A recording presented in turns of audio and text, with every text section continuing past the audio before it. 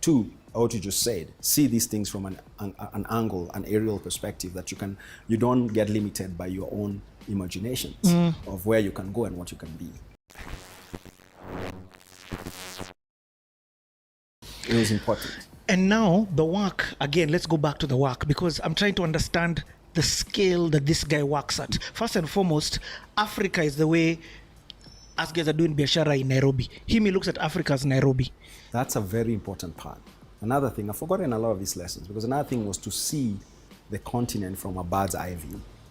Sisi tunaionaga, unajua hata nafikiria Nairobi ni kubwa. Ati watu wakicontrol Nairobi ni nini sasa hiyo? There are 54 cities in this continent.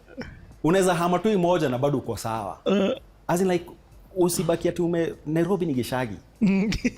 Sijui hiyo kitu inashikashika watu hapa. It's a small place in the global aspect. And the people who really make it successful is that they see it that way. They see it as they see the similarities between Nairobi, Lagos, and Abidjan, and wherever else, and they take advantage of those opportunities. It was very interesting to put a map in front of him of Africa and discuss Africa as if it was just a place we could go anywhere, anytime. Like pick a country. We can start here, then we go this way, then we do this way, yes. Nika unapika route ya kutoka hapa hivi kwenda Westlands. Unajua? Just that vision, like whole aspect of seeing something as doable. Stop you having these limitations in your mind. I have too many lessons and I wish I'd written them down so they're more articulate. Yeah, no, you articulate them very well. But if I was to articulate my lessons for Jack Ma was work, because he came for the work. Two, what you just said, see these things from an angle, an aerial perspective, that you don't get limited by your own imaginations of where you can go and what you can be. Okay? I mean, three, be daring, because I was hesitant to ask for certain people, like, who do you want as an influencer?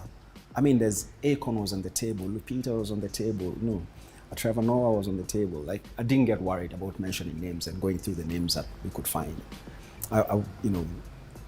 I had such a good experience, and also just knowing that being that rich doesn't mean you don't work, you delegate everything. Yeah. Him showing up for work, him doing the work, him being very hands-on, but also very smart in knowing and carrying information and questioning things. Approving small things that I thought that should be given other people to approve. Him looking at that amount of detail, I think has now I feel like I've been shaped.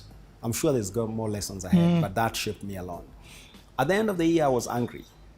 In fact, I was going to ask, did that burn you out? It burned me out.